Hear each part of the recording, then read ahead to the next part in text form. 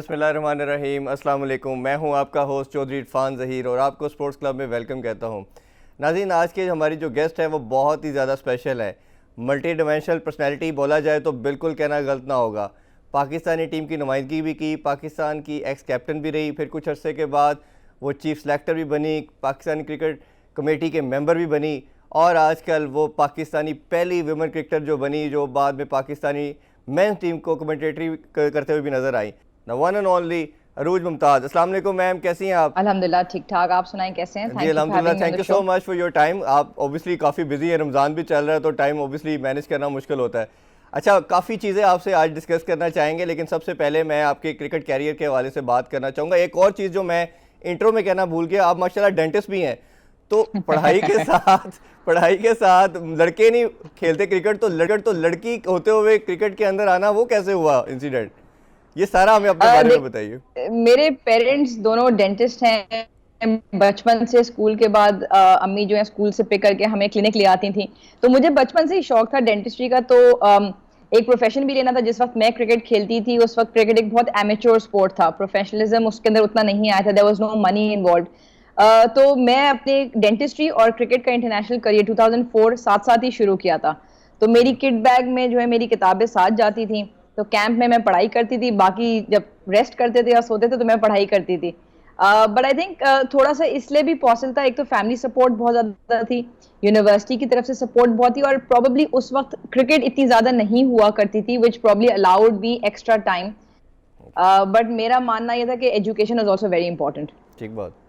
अच्छा, तो ये यंगस्टर के लिए कैसे आप, अभी जो लड़कियां भी आ रही हैं, इवन जो लड़के भी क्रिकेट खेलते हैं, अनफॉर्चुनेटली मोस्टली वो लोग स्पोर्ट्स की तरफ आते हैं जो एजुकेशन को सेकंड प्रायोरिटी देते हैं। जैसे आप हो गए, इस तरह मैन क्रिकेट के अंदर भी बात करें, बहुत कम, मतलब एक्सेप्शनल केस के अंदर हमें कोई नज़र आता है कि कोई दोनों को पैरेलल लेके चलता है। तो आप क्या समझती हैं किसी भी स्पोर्ट्समैन के लिए, नॉट ओनली क्रिकेट, कितना इंपॉर्टेंट रोल प्ले करती है स्टडीज़? जब भी आप किसी स्पोर्ट्समैन के लिए कितना वाइटल रोल प्ले करेगी? देखिए, मेरे हिसाब से एक बहुत ज्यादा इंपॉर्टेंट एक एसेंशियल पार्ट है किसी की भी ग्रूमिंग का, डेवलपमेंट का, किसी भी फील्ड के लिए। और एजुकेशन एक बहुत बहुत ही ज्यादा, मैं कहती हूँ एसेंशियल, एक क्रूशियल एलिमेंट बन जाता है आपकी ग्रोथ के लिए। उसमें आपको बहुत सारे मल्टीपल फैक्टर्स सीखने को मिलते हैं। तो मेरे हिसाब से बेसिक एजुकेशन एक बुनियादी हक भी है, और हमें अपने as education and sports industry के अंदर एजुकेशन को साथ लेके चलने की इंकरेजमेंट भी देनी चाहिए। आपने भी आई एम श्योर फेस किया होगा, बट हमारे जो सिस्टम है, हम उसके अंदर भी एजुकेशन वाले कहते हैं कि आप सिर्फ पढ़ाई करें, स्पोर्ट्स वाले कहते हैं नहीं, छोड़ दो, अब सिर्फ सारा दिन क्रिकेट खेलते रहो या सारा दिन स्पोर्ट खेलते रहो।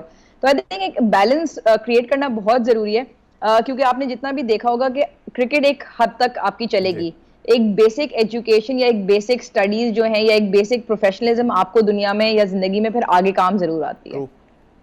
अच्छा, थोड़ा सा हम आगे की तरफ चलते हैं। आपने 2003 से लेकर 2010 तक क्रिकेट खेली, तो आपने काफ़ी अच्छा क्रिकेट खेली है। पाकिस्तान 2009 के वर्ल्ड कप के अंदर you are the captain as well. तो इतना थोड़ा टाइम क्यों क्रिकेट खेली? क्या रीज़न लगती है कि आपने इतनी जल्दी क्रिकेट को खैराबाद कह दिया? जी बिल्कुल, आपने जिस तरह कहा, मैंने 6-7 साल इंटरनेशनल क्रिकेट खेली पाकिस्तान के लिए, उसमें 5 साल में कप्तान भी रही। जिस 2009 की आप बात करें, हम आईसीसी ऑस्ट्रेलिया जो है आईसीसी का वर्ल्ड कप खेलने गए थे। वाहिद हमारी 2 कामयाबियां हैं आज तक 50 ओवर वर्ल्ड कप्स के अंदर, हमने श्रीलंका और वेस्ट इंडीज को हराया था। तो आई थिंक मेरा एक सफर बहुत अच्छा रहा। बट जिस वक्त मैंने क्रिकेट खेलना शुरू करी थी उस वक्त कुछ भी नहीं था क्रिकेट के अंदर, विमेंस क्रिकेट के अंदर कुछ भी नहीं था। स्पॉन्सरशिप और पैसा तो दूर की बात है, लोगों को ये पता भी नहीं था कि एक विमेंस क्रिकेट है, विमेंस क्रिकेट की टीम है, या विमेंस क्रिकेट की टीम बाहर जाती है। अखबारों में कहीं नहीं आता था, कहीं कोई लाइन नहीं लगती थी। तो हमने उस वक्त क्रिकेट खेली जहां लिटरली हम अपने कपड़े भी खुद धोते थे, हम अपना ट्रांसपोर्ट का भी खुद इंतजाम करते थे, हम मैच में अपना पानी, फ्रूट्स, एनर्जी ड्रिंक्स या कोई सैंडविच, लंच भी खुद लेके जाते थे। और मैं पाकिस्तान लेवल की बात कर रही हूँ। तो जिस वक्त मैंने स्टार्ट किया था और फिर जिस मुकाम पे छोड़ा, I thought it was the right time for me to say farewell to the sport that I love so much. उस वक्त जो है मैं अपने डेंटिस्ट्री भी खत्म कर चुकी थी, एंड जिस वक्त मैंने छोड़ा आई थॉट मेरे लिए बिल्कुल सही टाइम था। बिल्कुल एक स्पोर्ट को जिसने आपको इतना कुछ दिया है और उसको छोड़ना आसान नहीं होता। बट मैंने हमेशा ये सोचा हुआ था कि किसी ना किसी कैपेसिटी में मैं क्रिकेट, पाकिस्तान वुमेन्स क्रिकेट के साथ अटैच जरूर रहूंगी। जिस मुल्क ने मुझे इतना सब कुछ दिया उसको गिव बैक करना बहुत जरूरी है। सो आई फील वेरी ब्लेस्ड जिस पोजीशन में मैं इस वक्त हूँ। कि विमेंस क्रिकेट के लिए पाकिस्तान में मैं कुछ कर सकती हूँ। अच्छा, थोड़ा सा मैं बात ये करना चाहूँगा वुमेन क्रिकेट के हवाले से। मैंने आलिया रियाज का भी इंटरव्यू किया, उनसे भी मैंने ये क्वेश्चन पूछा, बिस्मा से भी एक दफ़ा बात हुई, ये विमेन क्रिकेट कंसिस्टेंट क्यों नहीं परफॉर्म करती? हम देखते हैं कि पैचेस के अंदर और परफॉर्मेंस तो बहुत अच्छी आ जाती है, बट कंसिस्टेंट बेसिस के ऊपर हमें कोई परफॉर्मेंस नज़र नहीं आती। चाहे हम वो T20 में देखते हैं, ODI में देखते हैं, तो मेजर रीज़न क्या लगती है आपको? क्योंकि आप चीफ सेलेक्टर भी हैं, ऑब्वियसली बड़ी एक गहरी नज़र भी होती है चीफ सेलेक्टर की हर लड़की के ऊपर, तो क्या ख्याल लगता है किस चीज़ का फुकदान है ज़्यादा?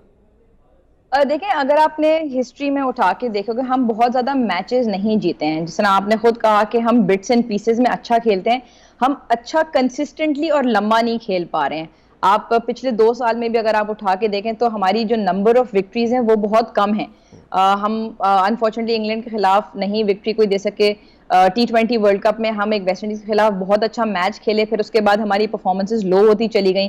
साउथ अफ्रीका हाल में जो हम गए, वहां पर भी हमें कम से कम 2 वनडे मैचेस वहां जीतने चाहिए थे। तो जो प्रॉब्लम आ रहा है वो विनिंग या कहते हैं ना ओवर द लाइन जाने वाली बात हो रही है, वो हमारी team consistently match winning performances produce नहीं कर सकती।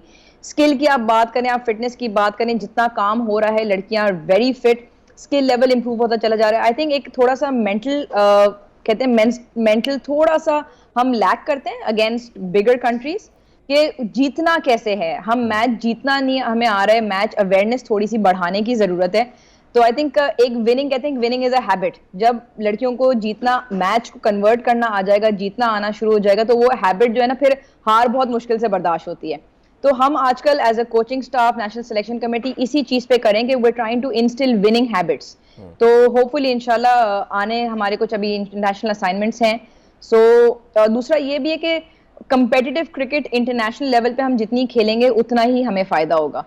तो ऑब्वियसली इन्हीं चीजों पे काम हो रहा है। होपफुली इंशाल्लाह in the future we will have more better अच्छा, रिजल्ट्स। इसमें जैसे मैन क्रिकेटर से मेरी अक्सर बात होती है, वो फॉरेन कोचेस को ज़्यादा प्रेफरेंस नहीं देते, बट हम वुमेन क्रिकेट में देख रहे हैं कि लास्ट 2-3 जितने भी कोचेस हमने देखे वो फॉरेन कोचेस देखे। तो क्या आप समझते हैं ये वुमेन क्रिकेट में वाइटल रोल प्ले कर रहे हैं, या उनके अंदर भी कोई बैरियर आ जाता है, कोई कम्युनिकेशन गैप का प्रॉब्लम भी रहता है उनके साथ? जहां तक आपने बात की, प्रेफरेंस हमारी कोई ऐसा नहीं होती कि हम नेशनल कोच, पाकिस्तान कोच रखें या इंटरनेशनल कोच रखें। For me anybody who is passionate about women's cricket and passionate about Pakistan women's cricket, वो प्रायोरिटी नंबर 1 है, क्योंकि पाकिस्तान वुमेन्स क्रिकेट को आगे लेके जाना is a tough job.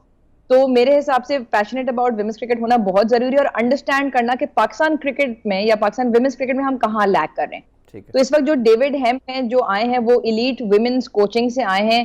He was involved in the women's big bash. वो Meg Lanning, Alyssa Healy, Ellyse Perry जैसे top international cricketers को डील कर चुके हैं। So I thought he was a perfect fit. अच्छा, हेम्प की हमने coaching कुछ मैंने देखी भी, वो बड़ा एक यूनिक और बड़ी डिफरेंट किस्म की कर रहे हैं।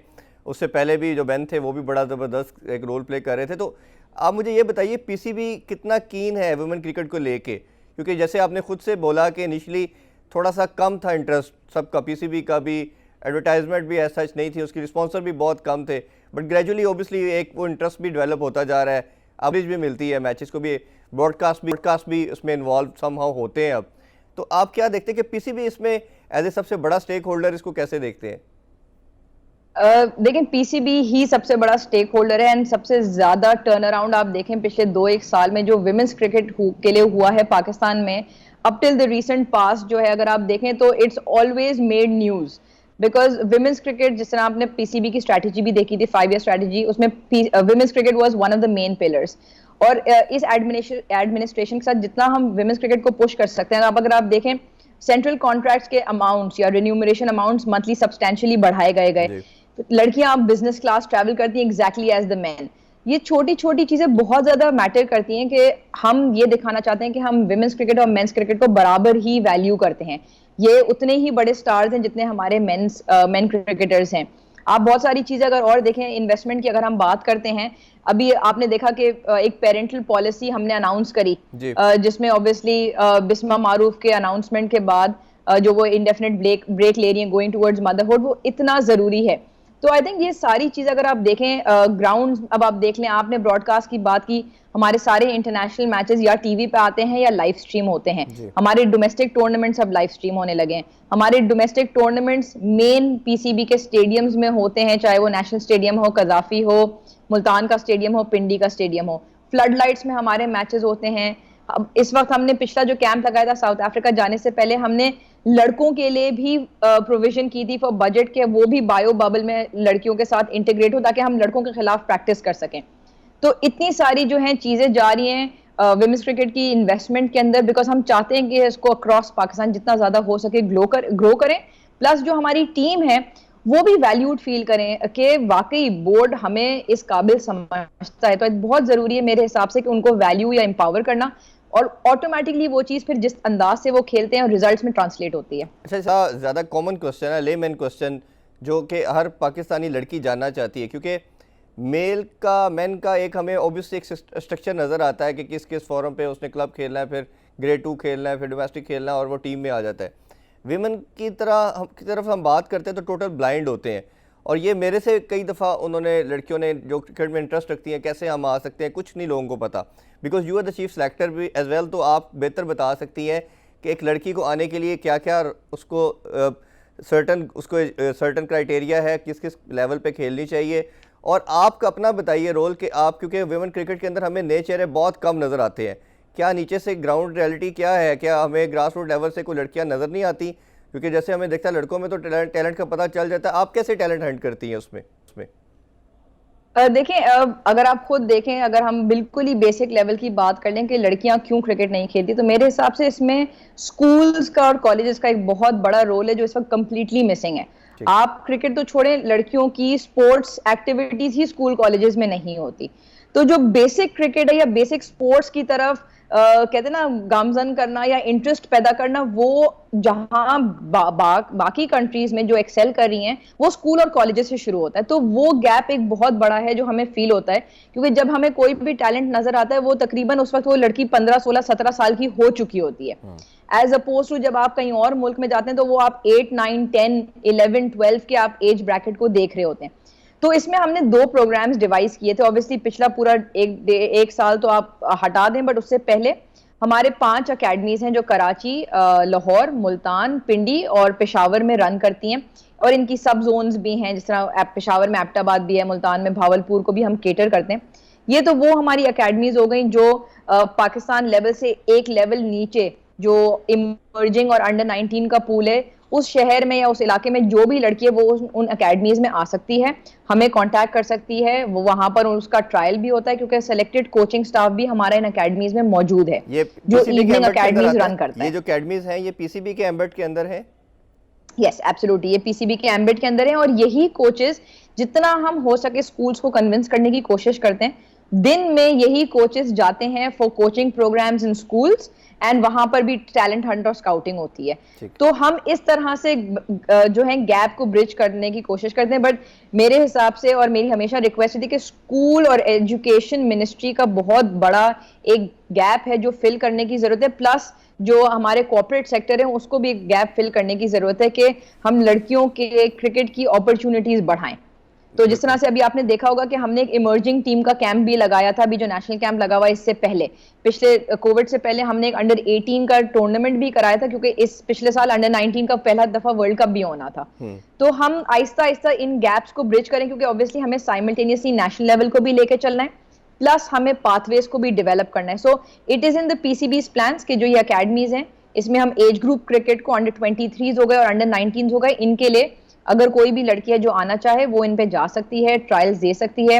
एंड इवन एनीवेयर एल्स, अगर कभी भी कोई लड़की है जो किसी की भी नजर में, तो हम कोशिश ये करते हैं, क्योंकि हमने 2019 में भी एक टैलेंट हंट किया था इन 16 सिटीज ऑफ पाकिस्तान, 16 शहरों में गए थे, तकरीबन 1100 बच्चों का हमने ट्रायल लिया था। हम 3 सेलेक्टर्स ने, अस्माविया ने, मरीना ने और मैंने, उसमें से हमने शॉर्ट लिस्ट कर करके ये अंडर 19 का एक टूर्नामेंट कराया था। तो ऑब्वियसली वुमेन्स क्रिकेट को ग्रो करने में काफी टाइम है, पाथवेज हम डेवलप करने की कोशिश कर रहे हैं। जी, अरूज मुमताज से बड़ी ज़बरदस्त गुफ्तगू जारी है, but it's time for short commercial break. Stay with अस।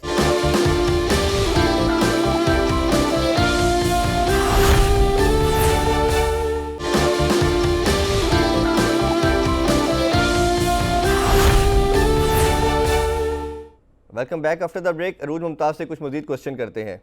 उसमें एक मैं चीज़ वैसे जनरली जानना चाहूँगा कि आपने भी अपने पूरे कैरियर में एक टेस्ट मैच खेला, तो ये आईसीसी इस पे फोकस क्यों नहीं कर रही? क्योंकि वाइट बॉल क्रिकेट ही वुमेन खेल रही है। क्या आपको रीज़न लगती है कि उस पर इंटरेस्ट लेवल कम है, या वो उस पर वो वेस्ट नहीं करना चाह रहे अपनी तमाम सोर्सेज जो है कि सारे का सारा फोकस उन्होंने T20 या ODI पे रखा हुआ है, क्या वो समझते हैं कि लड़कियां शॉर्ट टेम्पर हैं, इनको यही खिलाया जाए? देखिए, जो टेस्ट मैच की आपने बात की, पाकिस्तान विमेंस क्रिकेट में सिर्फ 3 टेस्ट मैचेस हुए हैं। आखिरी टेस्ट मैच जो पाकिस्तान ने खेला था, जिस तरह आपने कहा, 2004 में हुआ था नेशनल स्टेडियम में, जो मेरा डेब्यू था इंटरनेशनल क्रिकेट का। बट आई थिंक जो बेसिक बात है, व्हाइट बॉल क्रिकेट पे प्रॉबेबली बोर्ड्स इसलिए भी ज्यादा फोकस करते हैं क्योंकि लिमिटेड विमेंस क्रिकेट की अपॉर्चुनिटीज इस वक्त मौजूद हैं। तो आई थिंक जो बोर्ड्स फील करते हैं कि टीम्स हमारी अभी इतनी डेवलप शायद नहीं हुए हैं कि हम 4 day version of cricket, red ball cricket खेल सकें इस वक्त। तभी आपने देखा है कि एशेज जो इंग्लैंड और ऑस्ट्रेलिया भी खेलता है, उन्होंने भी इस तरह अपना ब्रेकअप कर लिया कि वो कुछ ओडीआईज खेलते हैं, कुछ T20s खेलते हैं और एक टेस्ट मैच उसमें खेलते हैं। अभी रिसेंटली अनाउंस हुआ कि इंडिया और इंग्लैंड एक टेस्ट मैच खेलेंगे। But I think with in the board ये हम चीज इंटर बोर्ड भी पुश कर सकते हैं। बट आई थिंक बोर्ड जब तक खुद फील सेटल नहीं करे तो टेस्ट मैच ऐसा नहीं है कि नहीं होते, बट बहुत कम होते हैं। व्हाइट बॉल क्रिकेट पे इस पर फोकस किया जा रहा है। प्रॉब्ली जितनी ज्यादा क्वालिटी वुमेन्स क्रिकेट और फ्रीक्वेंटली जितनी होगी, उसी हिसाब से रेड बॉल क्रिकेट भी इंक्रीज होता चला जाएगा। चलें, अच्छा, एक और आपकी यूनिक चीज़ है कि आपने पहली पाकिस्तानी विमेन क्रिकेटर है, या कमेंटेटर कहना चाहिए रादर, कि जिसने मेन क्रिकेट को कवर किया और उसने कमेंट्री की। इस एक्सपीरियंस का बताइए, ये क्या शुरू से माशाल्लाह आप बोलती तो बहुत अच्छा है, तो ये शौक पहले से था कि मैंने इस फील्ड की तरफ आना है, ये कैसे इंटरेस्ट डेवलप हुआ? देखिए, इंटरेस्ट तो क्रिकेट के ऊपर तबसरा करने का, जब बचपन से आप टीवी देखते हैं तो मेरा हमेशा से एक बैकग्राउंड में सोफे पे बैठे हुए टीवी देख रहे हैं तो मेरी अपनी, एक कहते हैं ना, अपना बयान चलता रहता था कि उसने ये कर दिया, उसने वो कर दिया। तो डिस्क्राइबिंग द गेम के क्या हो रहा है गेम में, वो मुझे हमेशा से शौक था। बट जो गेम की नॉलेज है, वो जितनी क्रिकेट खेली, जिस लेवल पे खेली, पाकिस्तान की कप्तानी की, तो आई ऑलवेज फेल्ट कि थोड़ा सा एज जरूर मिलता है कि आपने जब उस लेवल की क्रिकेट खेली हो, क्योंकि let's not forget it is the game of cricket. वो चाहे आदमी खेल रहे हैं या खवातीन खेल रही हैं या बच्चे खेल रहे हैं, वो talking about the game of cricket. तो आई थिंक वो एक्सपीरियंस बहुत यूनिक था, बहुत जबरदस्त था। बांग्लादेश में just before the PSL, Bangladesh के एक T20 में मैंने कमेंट्री की थी। Danny Morrison was there, Rameez Raja was there, Wasim Akram was there. बड़ा बहुत अच्छा एक्सपीरियंस है। थोड़ा सा इंटिमेटिंग फीलिंग भी होती है क्योंकि the greats of the game who are now the greats in commentary, वो आपके साथ मौजूद होते हैं। But I think when you feel that you are confident in your ability, और बात हम वही करें कि we talking about the game of cricket, तो आई थिंक थोड़ा सा आसान हो जाता है। तो इंटरेस्टिंग एक्सपीरियंस था, बहुत मजा आया। But let me tell you, it's not easy, it is by no means easy. जिस तरह से कोई भी स्पोर्ट कोई और खेल रहा था तो बड़ा आसान लगता है कि वो देखें टेनिस खेलना कितना आसान है या गोल्फ खेलना इतना आसान है, commentary is also not easy. और जिस तरह हर अच्छा प्लेयर अच्छा कोच नहीं बन सकता, उस तरह हर अच्छा क्रिकेटर भी अच्छा कमेंटेटर नहीं बन सकता। मैं एक ये बताइए आई फेल्ट जी, इसमें जैसे एक दफ़ा मैंने ज़ैनब अब्बास का इंटरव्यू की बात की उनसे, तो उन्होंने कहा कि बड़ा डिफ़िकल्ट टास्क है क्योंकि आप इतने मेंस के अंदर रहना, एक आपको इंटिमिडेट भी करता है और आपको प्रॉब्लमेटिक भी फील होता है, समहाउ आप थोड़ा अनकंफर्टेबल भी फील करते हो, तो आप इसको कैसे देखते हो? एक चैलेंज होता है। और दूसरी चीज़ ये है, जो आई पर्सनली फील, जो आप बड़े नाम ले रही थी, आप इनका एक समहाउ एक मेल मेंटेलिटी कह लें, हमारा जो कल्चर कह लें, उसका पार्ट कह लें सोसाइटी के अंदर के मेल डोमिनेट सोसाइटी है, और वो एक अपने आप को थोड़ा सा रखते हैं कि इसको हमारे से ज़्यादा कैसे पता हो सकता है। एक जनरल एक परसेप्शन है, जैसे घर के अंदर भी बात करें तो हस्बैंड थोड़ा सा डिफरेंट तरीके से बिहेव करता है। तो आप इस सारे सिनेरियो में कैसे अपने आप को ऑब्जर्व करती हैं और कैसे लेके चलती हैं? देखिए, माइंडसेट की बात है, और ये जो एक कल्चरल माइंडसेट है, ये आई थिंक पूरे पाकिस्तान में हमें बेहतर करने की जरूरत है, with no offence to anybody. But generally जो एक मेल माइंडसेट है, जो या किसी भी ऑर्गेनाइजेशन में देख लें, women in decision making places कितनी है, बहुत लिमिटेड होती हैं हर ऑर्गेनाइजेशन में। बट आई ऑल्सो फील कि अगर आप अपनी एबिलिटी में कॉन्फिडेंट हैं तो your work speaks for itself. आपकी वैल्यूज जब इंटैक्ट रहती हैं, your work always speaks for itself.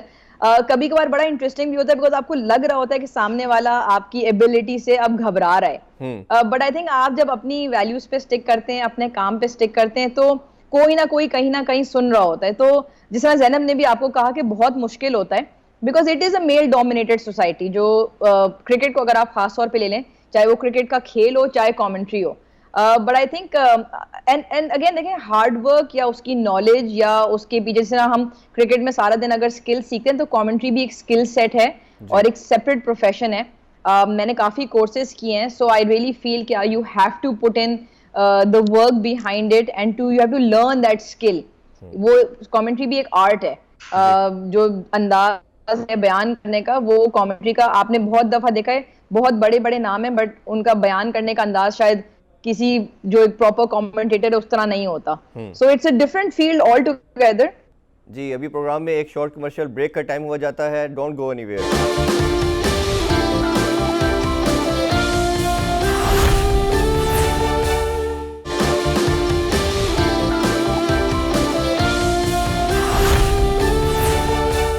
Welcome back in sports club. गुफ्तगू को मज़ीद आगे बढ़ाते हैं। अच्छा, अब आपके एक और रोल की तरफ बढ़ते हैं जो बड़ा ही इंपॉर्टेंट और मैं समझता हूँ शायद बहुत वाइटल है। आप क्रिकेट कमेटी के मेंबर भी हैं पीसीबी की। इस रोल को कैसे देखती हैं और ये कितना चैलेंजिंग है?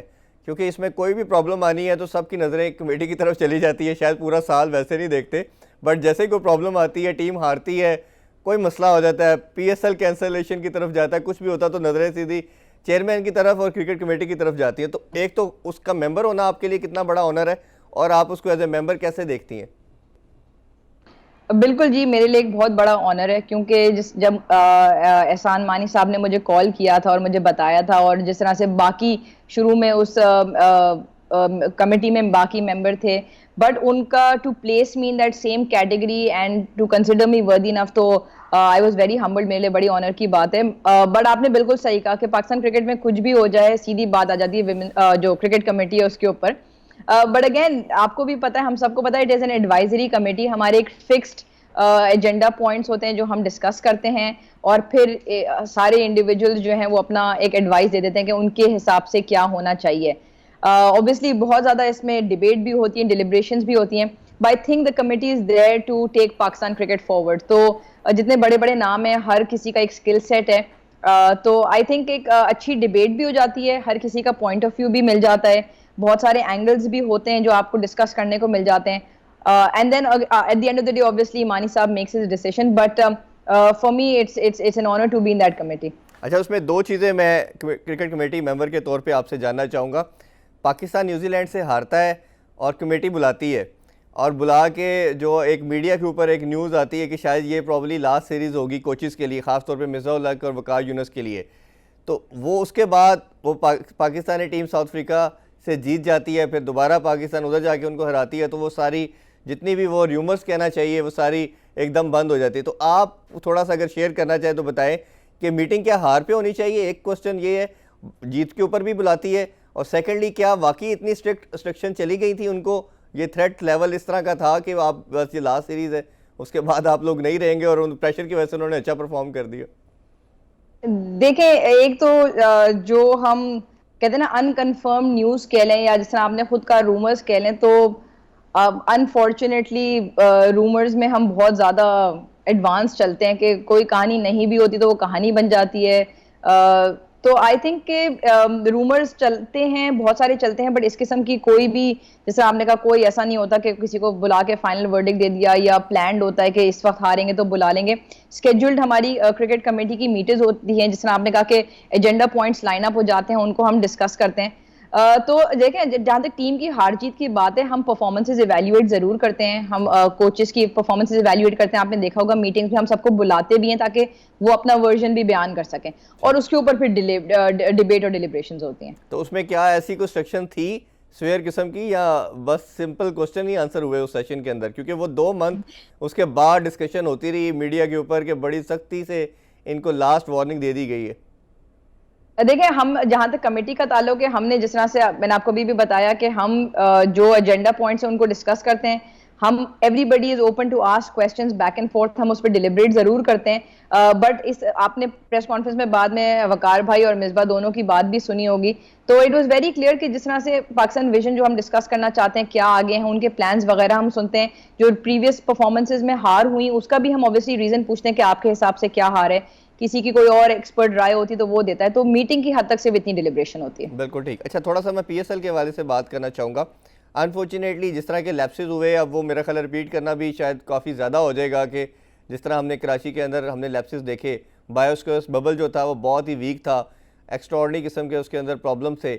अब 2 ऑप्शन है, जैसे कल फ्रेंचाइज ओनर ने सब ने परसों अनाउंस कर दिया कि हमें इसको पाकिस्तान में नहीं करवाना चाहिए, हमें UAE लेके जाना चाहिए। और हमारा भी मानना ये है कि शायद क्योंकि हमारे पास एक प्रेसिडेंट ऑलरेडी अपना भी आ चुका है और एक भारत का भी आ चुका है, कि भारत ने जब यूएई के अंदर करवाया तो काफ़ी सक्सेसफुल हो गया, और जैसे अब तो खैर उनकी कंडीशन ही बहुत ड्रास्टिक किस्म की वर्स हो चुकी है और उनका भी जैसे देखा कि कैंसलेशन की तरफ जा रहा है। तो आप क्या समझते हैं, एक तो होना कितना इंपॉर्टेंट है, और as a PCB member, committee के मेंबर, आप क्या समझती हैं कि एनसीओसी से मुलाकात भी हुई है पीसीबी के काम की और उनकी वो वर्डिक्ट का वेट कर रहे हैं, तो क्या आपका अपना पर्सनल इसमें क्या समझती है, सजेशन क्या है कि ये यूएई के अंदर होना चाहिए या अपने मुल्क में ही करवाना चाहिए? देखिए, on behalf of the board तो मैं ऑब्वियसली इस पे कुछ कमेंट नहीं करूंगी, बिकॉज जो हायर मैनेजमेंट है वो इस चीज को डील कर रही है। बट और पीसीबी का हमेशा से ये स्टांस रहा है, and I personally believe the health and safety of the people is more important. तो उस चीज को देखते हुए आई थिंक जो भी बेस्ट सोल्यूशन होगा वही होगा। जिस तरह से आपने कहा, इंडिया में बहुत ज्यादा कहते हैं ना हार्ट डिसहार्टनिंग, डेवास्टेटिंग इस वक्त चल रहा है, and our thoughts and prayers go out to them. But जहां तक क्रिकेट की बात रही, obviously the health and safety will remain the priority, and I think हम सबको इनफैक्ट पता चल जाएगा इन अ फ्यू डेज के पीएसएल कब होगा, कहाँ होगा। नहीं, वैसे आपका अपना ओपिनियन क्या है, क्या ये वाइज डिसीजन नहीं होगा कि हम तमाम लॉजिस्टिक को लेके मूव कर जाए यूएई, क्योंकि उधर बायोस्फीयर बबल को मॉनिटर करना, मैनेज करना समहाउ, मेरा अपना वैसे सजेशन भी यही कि वो आसान होगा। पाकिस्तान में एक प्रेसिडेंट हमारे लिए बन चुका है ऑलरेडी कि वो बहुत मुश्किल हो जाता है, क्योंकि बहुत सारे एक्स फैक्टर्स आ जाते हैं, फिर आपके प्रॉपर लोगों का मसला आ जाता है, फिर फ्रेंचाइज को, फिर वो ब्रांड एम्बेसडर आ जाते हैं, फिर वो शादियाँ और दूसरे कई जो मामलात हमने देखे। तो क्या ख्याल आप समझती हैं, आपका जनरल पीसीबी के बिहाफ पे नहीं पूछ रहा, आपका अपना ओपिनियन मैं जानना चाह रहा हूँ कि आप क्या समझती हैं कि क्या ज़्यादा बेहतर ऑप्शन रहेगी? देखिए, पर्सनली अगर मैं अपना पर्सनल ओपिनियन बताऊं तो जहां पर भी कहते हैं आप रूल्स एंड रेगुलेशंस को बेहतर तरीके से इम्प्लीमेंट कर सकते हैं, प्लस ये इंश्योर कर सकते हैं कि देखिए we are all responsible for ourselves. अगर एक गाइडलाइन दी जाती है तो उसको फॉलो करना एज एन इंडिविजुअल मेरी रिस्पॉन्सिबिलिटी है, तो वो तो पाकिस्तान में भी रहेगी, यूएई में भी रहेगी। But I think in the entirety of the whole thing, जहां पर भी हम इन रूल्स एंड रेगुलेशंस को या कहते हैं ना कोविड एसओपीज और प्रोटोकॉल्स को इंप्लीमेंट करके इंश्योर कर सकते हैं, I think that will be the safest option. बिल्कुल ठीक। अच्छा, मैं लास्टली कैप्टनसी के बारे से बात करना चाहूँगा। आपने माशाल्लाह काफ़ी टाइम कैप्टनसी की, फिर सना मीर ने काफ़ी अच्छा लीड किया पाकिस्तान को, उसके बाद फिर अभी बिस्मा कर रही थी, अभी उनकी जगह पे दूसरी कैप्टन है। तो आप जो कैप्टनसी का रोल है वो कैसे देखते हैं कि क्या ये ठीक समझ में, क्योंकि एग्रेसिवनेस हमें नज़र नहीं आती समहाउ, जो एक एलिगेशन कहना चाहिए कि जो क्रिटिक्स बात करते हैं कि वुमेन क्रिकेट के अंदर पाकिस्तानी जो लैक करता है वो अग्रेसिवनेस की वजह से करता है, और जो कैप्टन है वो शायद उस तरह के अग्रेसिव नहीं है। बट फिर भी मेरा मानना ये है कि अपनी जो लिमिटेड कैपेसिटी थी उनके अंदर अच्छा परफॉर्म किया टीम ने, और कैप्टन ने भी अच्छा डिलीवर किया। तो आप इसको कैसे देखते हैं कैप्टन के रोल को? देखिए, मेरे हिसाब से I think it's probably the most important role.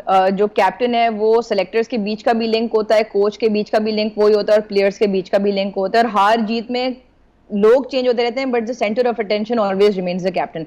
और पाकिस्तान का कप्तान होना एक बहुत बड़े ऑनर की बात है।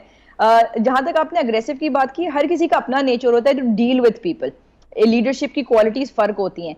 इंसान का खुद अग्रेसिव होना शायद जरूरी नहीं है, but aggressive style of cricket को अप्रोच करना, या जिसको हम अब मॉडर्न डे क्रिकेट कहते हैं, आई थिंक उस चीज को अपनाना और बिलीव करना, और उस तरह उस माइंडसेट से या अग्रेसिव माइंडसेट से खेलना बहुत जरूरी है। बिस्मा ये में ये चीज बहुत अच्छी थी। बाय नेचर आपको नहीं महसूस होती होगी, मैं उसको बहुत ज्यादा जानती हूँ, बट बिस्मा के अंदर ये चीज बहुत ज्यादा थी कि for her winning for Pakistan was everything. तो वो उस तरह का जब अग्रेसिव माइंडसेट होता है, जब आपका कप्तान उस एम से लीड करता है, तो हर किसी का पीपल्स पर्सन का तरीका फर्क होता है। बट बिस्मा के अंदर वो अग्रेसिव टाइप ऑफ क्रिकेट खेलना जरूर था। आपने खुद में साथ में ये भी कहा कि लिमिटेड कैपेसिटी में हम जितना अग्रेसिव हो सकते हैं हम होते हैं। हमें अपनी डेप्थ का भी इस वक्त अंदाजा है, और हमें अपनी ऑपोजिशन का भी ख्याल रखना पड़ता है। बट अग्रेसिव और रैश होने में एक बहुत फाइन लाइन है जो बहुत जल्दी से क्रॉस हो जाती है। Javeria is now the captain till obviously Bisma is away. तो जवेरिया के अंदर भी वो एक अग्रेसिव स्टाइल, जवेरिया बिस्मा से थोड़ी ज्यादा अग्रेसिव है पर्सनैलिटी में भी, और क्रिकेट के अंदर भी वो उतनी अग्रेसिव है। सो होपफुली जो स्टाइल ऑफ क्रिकेट है, जहां तक वो पॉजिटिव और अग्रेसिव रहे, इंसान फिर वो कप्तान किसी भी नेचर को, I don't think it matters. बिल्कुल ठीक। अच्छा, लास्टली नोट पे मैं जानना चाहूँगा, जैसे आलिया रियाज को women cricketer of the year का अवार्ड मिला, आप लड़कियों को जो यंगस्टर आना चाहती हैं या जो टीम में है, कोई मैसेज देना चाहें एज ए सीनियर मेंबर के तौर पे?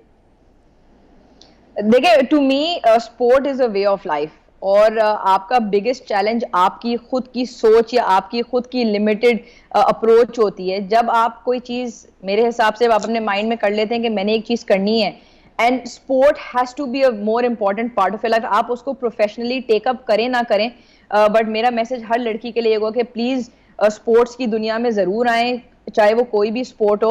और अगर आपको मौका मिलता है अपने मुल्क को रिप्रेजेंट करने के लिए, तो इससे ज्यादा बड़ी और कोई बात नहीं हो सकती। होपफुली आपको आज का शो बहुत पसंद आया होगा। नेक्स्ट वीक प्रॉब्ली आपसे मुलाकात होगी, ईद शो होगा, और ईद का शो बहुत स्पेशल गेस्ट के साथ हम आपके साथ लेके आएंगे। बहुत शुक्रिया आपके टाइम का। टेक केयर, अल्लाह हाफिज़।